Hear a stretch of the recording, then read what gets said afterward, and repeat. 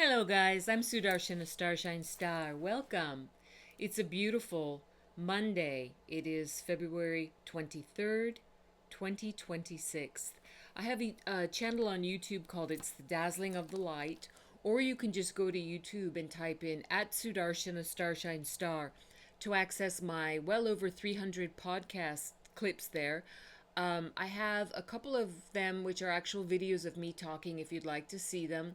They're in a short playlist I prepared there. So enjoy that. And please remember to like, share, and subscribe, get notified, join my YouTube channel. If you're on my TikTok, why not heart it? Or any other social media, thumbs up, all that good stuff. Thank you so much in advance. And why not drop your comments? Tell me what you think about all of this. Keep it respectful, but I appreciate honest discourse and debate.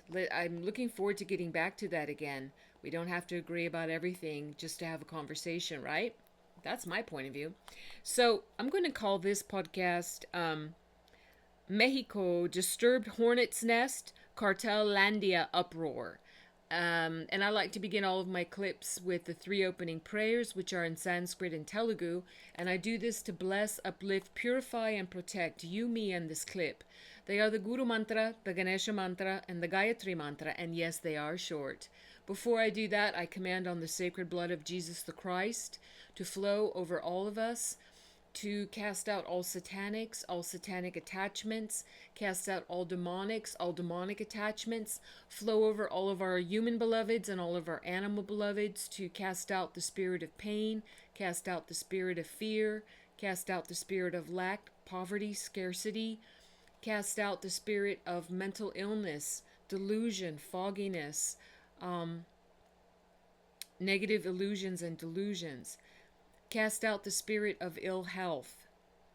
Cast out the spirit of self-rejection, self-dislike, self-hatred, or the projection of that onto anyone or anything else, as well as the reception of that from anyone or anything else. Please cast that out. Cast out the spirit of feeling rejected, neglected, overly rageful, overly wounded, overly heartbroken. Please cast that out, Yeshua. Thank you so much. Jesus the Christ, please send your healing presence now. Please heal the wounds in our souls. Thank you, Yeshua. Jesus the Christ, we receive your healing, divine presence, and all of your blessings and your eternal love. Amen. Svaha. I command on the sacred, divine, heart, and loving mother's embrace of Mother Mary, who is always with all of us eternally, as is Yeshua. We know they are for everyone. It's far beyond religion. It's about spirituality, which is cosmic and which includes everyone. It's not about religion. Mother Mary, thank you so much for being here with us, embracing us, loving us, encouraging us, uplifting us, as well as teaching us and pointing to those strong boundaries that any good mother sets for the development and the welfare of her beloved children. Thank you so much, Yeshua and Mother Mary. Amen. Svaha. And now to the prayers. Om, Om, Om, Guru Brahma, Guru Vishnu, Guru Devo Maheshvaraha, Guru Sakshat Parabrahmam Tasmahi Sri Guruve Namaha. Om Suklam Bharataram Vishnum Seshivarnam Chatobhujam Prasanavaranam Dhyaye Sarva Vignopashantaye. Om Bhur Bhuva Suvaha Tatsavitur Varenyam Bhago Devasya Dhimahi Dio yo naha prachodayat. Om Shanti Shanti Shanti. Wonderful. Wonderful. So now let's get to this clip. Mexico, disturbed hornet's nest, Cartel Landia uproar. And yes, listeners, Landia is a word that is a made-up word, and it's just something I was basically raised in Southern California. It's just something that is said there, especially if you're among a lot of beings who come from Mexico. And you like to discuss things and you make up fun words like Landia. Okay, so here we go. This was from the Wall Street Journal, and it was written by Juan Ferrero and Jenny Carolina Gonzalez. And they titled it Gunmen Wreak Chaos in Mexican Coastal Retreat After Cartel. And I'm going to say this word, unaliving. And people that get mad when they hear podcasters or other people use the word unaliving, it's because to use the other word brings undue attention, if you know what I mean. Wink, wink. So I have to say unaliving, okay? After cartel, unaliving.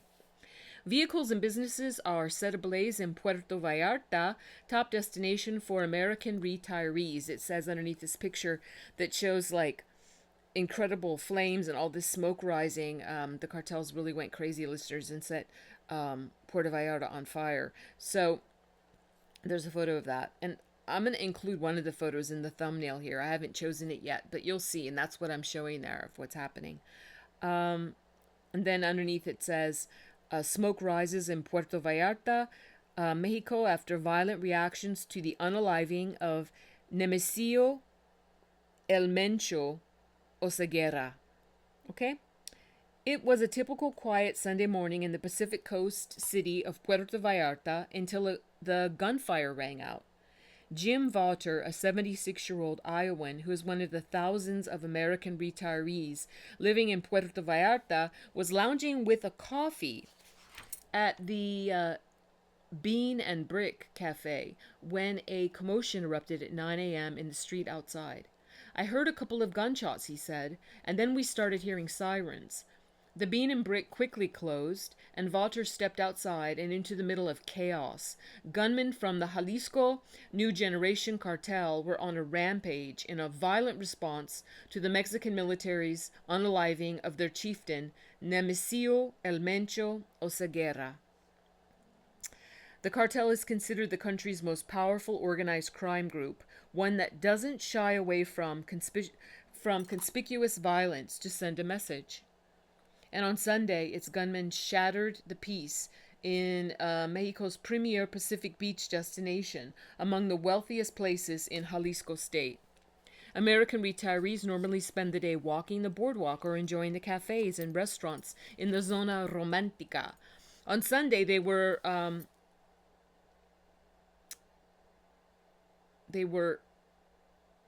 hiding at home, peeking out of their windows at the unfolding violence. And there's a picture of like huge flames, and underneath this picture it says, the unaliving of one of Mexico's most powerful drug bosses following a raid by the military has sparked a violent gang response. The city of 600,000, with its white stucco buildings and palm-lined streets, looks something like a war zone. Plumes of black smoke billowed into the sky. Police and firefighters raced to emergencies. The burning hulks of cars littered streets.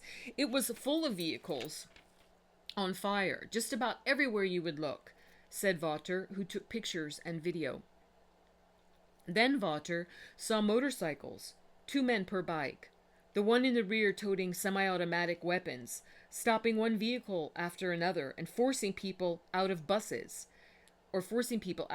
Buses and cars had to brake under the threat of being SHOT. They would immediately set them on fire and take off, said Vaughter, who had worked for a Midwest electric utility before settling in Puerto Vallarta. It was swarmed with motorcycle riders. All the vehicles that were moving were stopped. He said that the gunmen seemed to take care not to hurt the motorists. The city was put on the map by Elizabeth Taylor and Richard Burton, who came in the early 1960s for the filming of The Night of the Iguana. The two had a romance in the postcard-perfect city, where high-rise condos climb hillsides as fishing boats bob off the coast, all framed by the Sierra Madre Mountains. The beauty of the place and its relatively peaceful atmosphere have long made it popular with American retirees. What changed on Sunday in Puerto Vallarta is that the Jalisco New Generation, Cartel, began to enforce a red line they placed on the state, the unaliving of El Mencho, said Will Freeman, a researcher at the Council on Foreign Relations who is writing a book on organized crime in Latin America. They delivered a calculated response when the state crosses those lines, Freeman said. It shows that there was a plan in place. Like other drug trafficking networks in Mexico, Oseguera's organization acted as a de facto government in impoverished parts of Jalisco and other states, handing out food and medicine in a part of the country where the central government wields little control.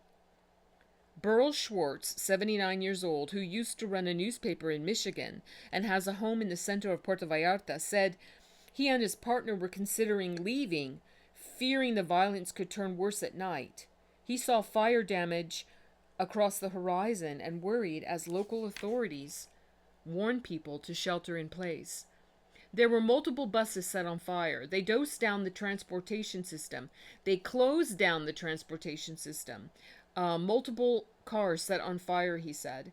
He added that the armed men seemed to be targeting OXXOS, a large chain of convenience stores. They burned down at least 3 that I know of, Schwartz said. He and his partner hunkered down Sunday.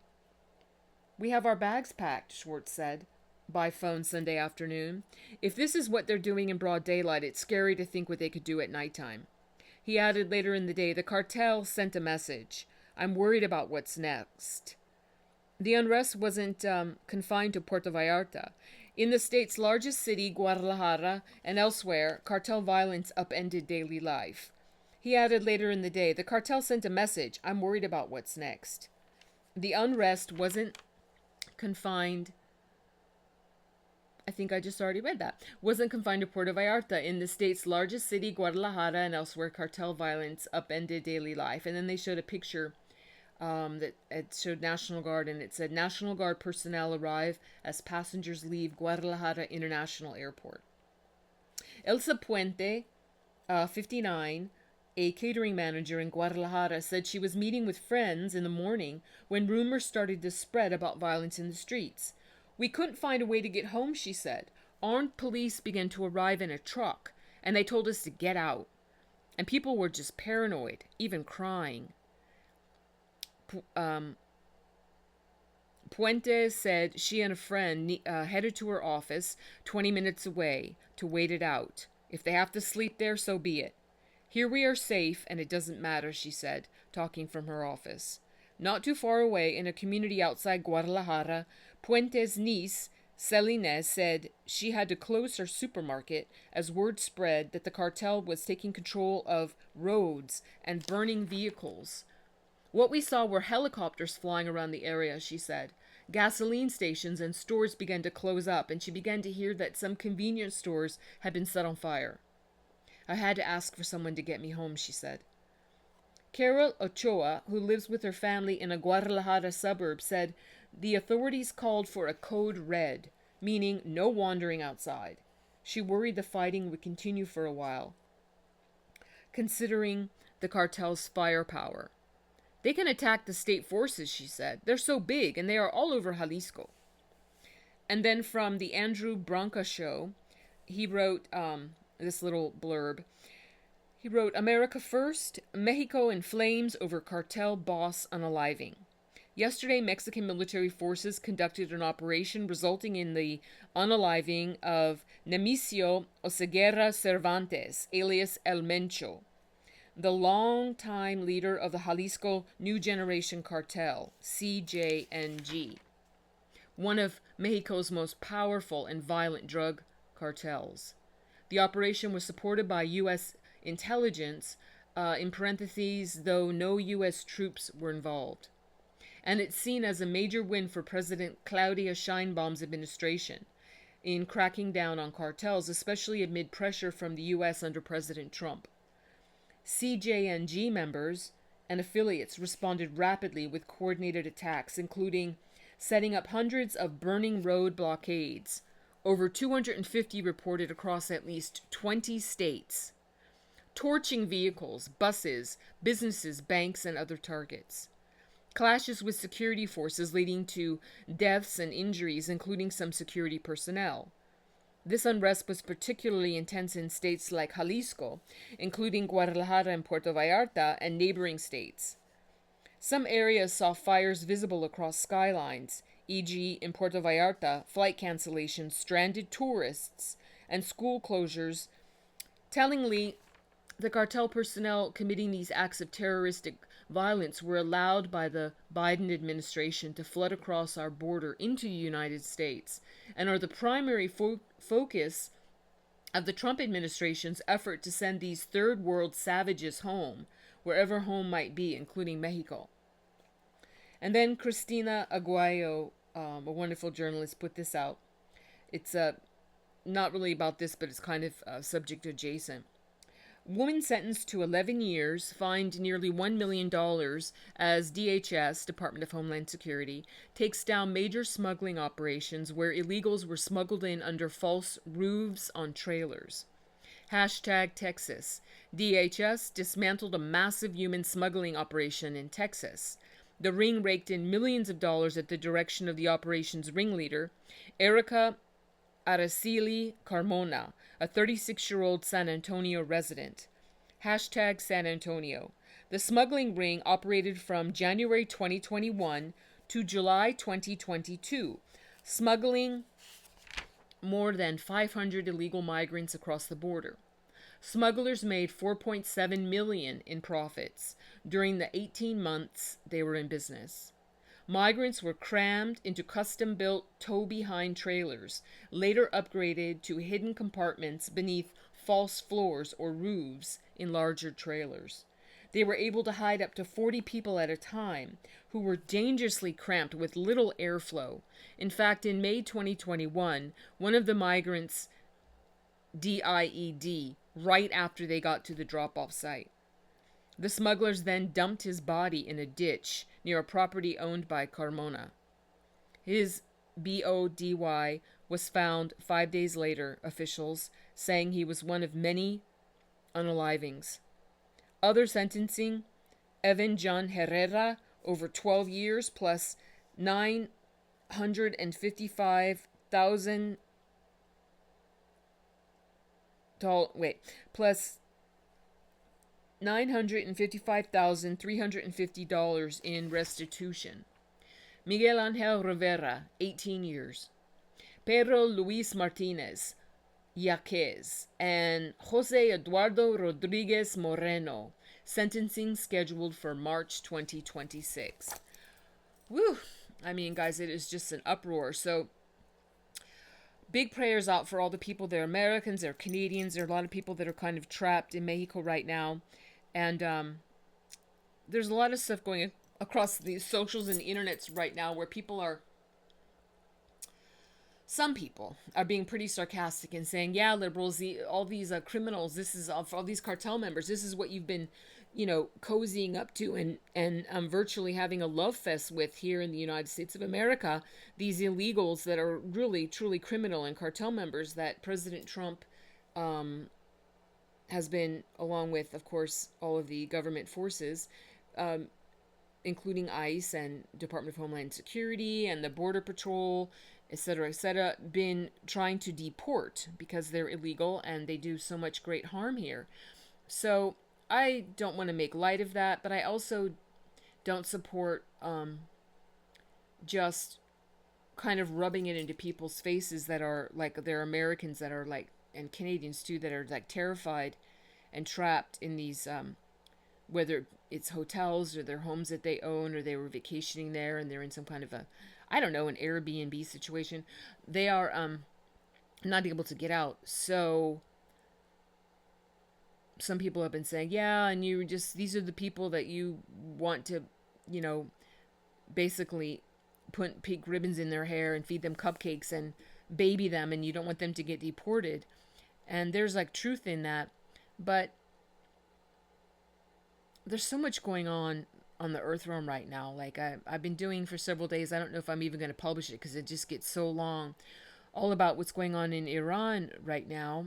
And I know this is off the subject that I named this clip, but when you think of when you see things like Americans and people other places in the world, but complaining about things like words, like saying, as the British patriots call them, hurty words, saying things like people are offended by some words or something. And then you don't take into account, like, look at Iran, 50 years of being under the most hideous, satanic Ayatollah regime where women will get executed for showing their hair, much less anything else. And you think of that, living under that. And the people are so brave there right now. So I have a big report to put out about Iran. I just don't know if I'm going to do it this evening or wait till tomorrow. But President Trump also put out a very heartfelt and strict and touching at the same time Truth Social post about an hour ago about Iran. And he was saying there were so many false reports about what's going on underneath Dan, raising Cain, the military leader there, who people are saying he's doing strikes in Iran and blah, blah, blah. And President Trump was basically saying, no, that he's not doing it, but he's under my command. And if I decide that Iran won't make a deal, and he doesn't mean we, the people of Iran, he means the Ayatollah regime and the IRCG, the Satanic Revolutionary Guard forces there. Then he says that something terrible will happen, and he doesn't want that to happen. He says he wants to make a deal with Iran, and he says that the Iranian people are so brave and wonderful, and they really don't deserve to have this be happening to them, and I wholeheartedly agree. So huge prayers for, really, I will say, everyone on the earth realm right now. Everything is rocking and rolling, and just really, there's a lot of scouring, a lot of cleaning up, a lot of purification that needs to happen. It's necessary, guys. I know it's really hard, but it's necessary. Like this uproar in Mexico, well, that has just been, a cartel terrorist state, just to capture, just like so much of Central and South America.